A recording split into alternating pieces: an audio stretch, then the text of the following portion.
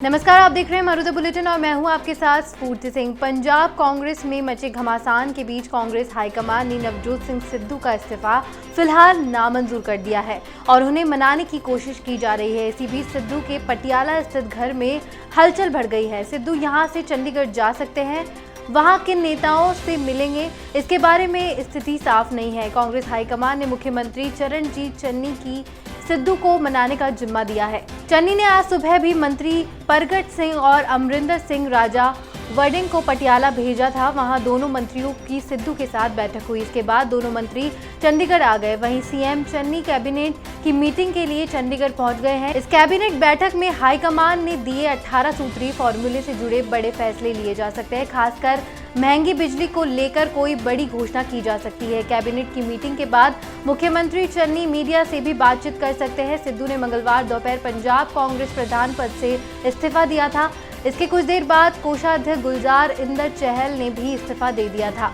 इसके बाद सिद्धू ने रणनीतिक सलाहकार पूर्व डीजीपी मोहम्मद मुस्तफा की पत्नी और कैबिनेट मंत्री रजिया सुल्ताना ने भी मंत्री पद से इस्तीफा दे दिया था।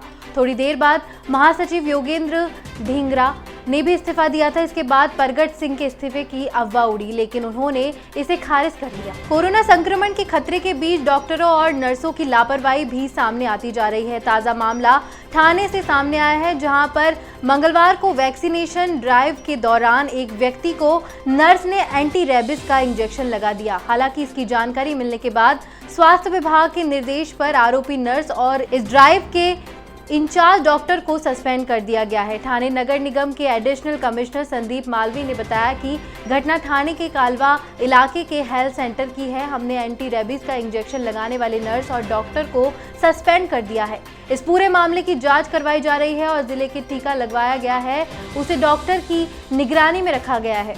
उत्तर प्रदेश के शामली में बीते रात मार्च में ऐसी ही लापरवाही सामने आई। यहां 3 महिलाओं को कोरोना की जगह एंटी रेबिस का इंजेक्शन लगा दिया गया। इसमें से 70 साल की एक महिला की तबीयत खराब होने पर मामले का खुलासा हुआ।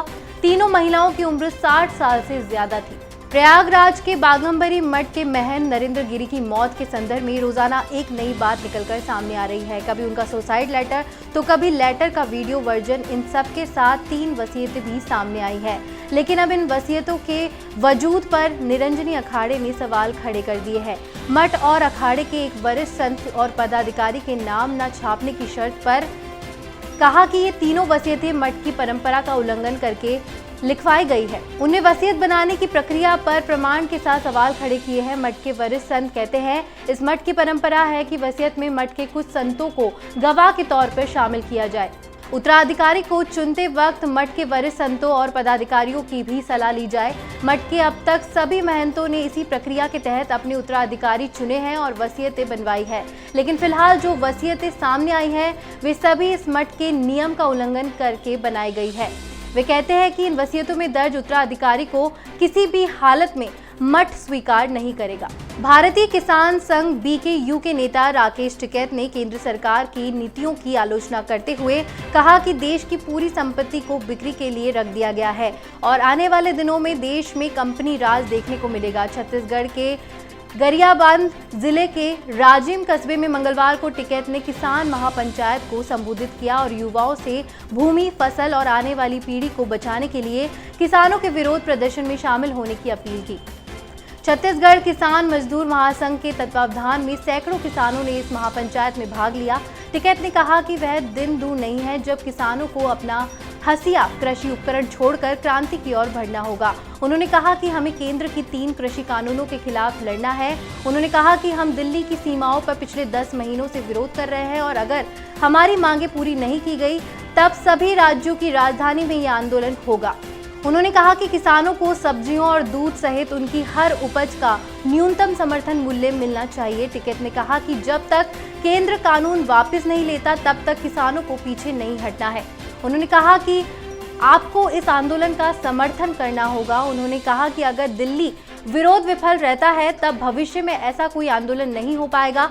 केंद्र की नीतियों पर निशाना साधते हुए किसान नेता ने कहा कि रेलवे, हवाई अड्डे, बंदरगाह और LIEC निजी हाथों को बेचे जा रहे हैं और देश की पूरी संपत्ति को बिक्री के लिए रखा गया है।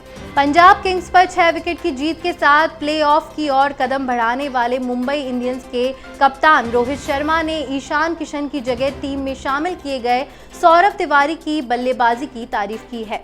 तिवारी ने 16 रन पर 2 विकेट गिरने के बाद 37 गेंद में 45 रन की पारी खेल टीम को जीत दिलाने में अहम भूमिका निभाई। उनकी पारी में मुंबई ने जीत के लिए मिले 136 रन के लक्ष्य को 6 गेंदों से शेष रहते हासिल कर लिया। रोहित ने कहा कि ईशान को बाहर रखना मुश्किल फैसला था, लेकिन हमें ऐसा लगा कि टीम को बदलाव की जरूरत है। वे शानदार युवा खिलाड़ी है और उनके लिए दरवाजे बंद नहीं हुए हैं।